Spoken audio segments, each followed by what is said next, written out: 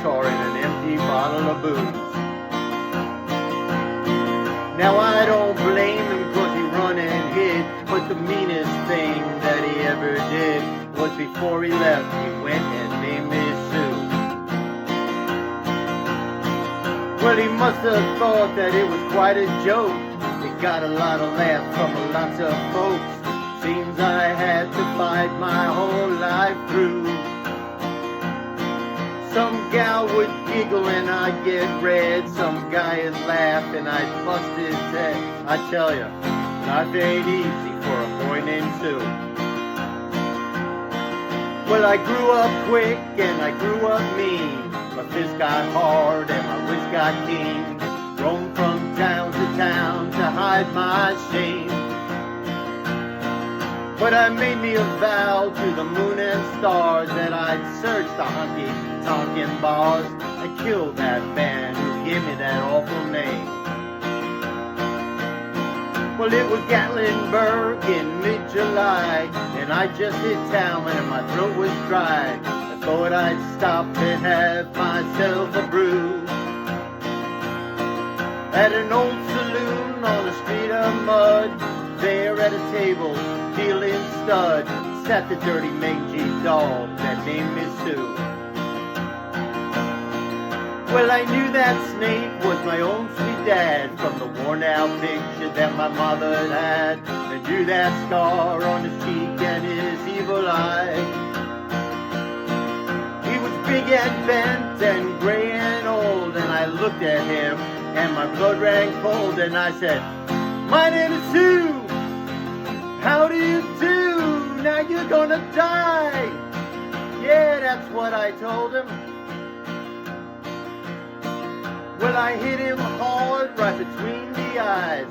He went down, but to my surprise, he came up with a knife and cut off a piece of my ear.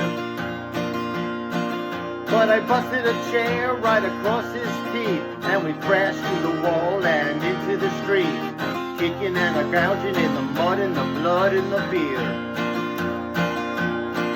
Well, I tell ya, I fought tougher men, but I really can't remember when.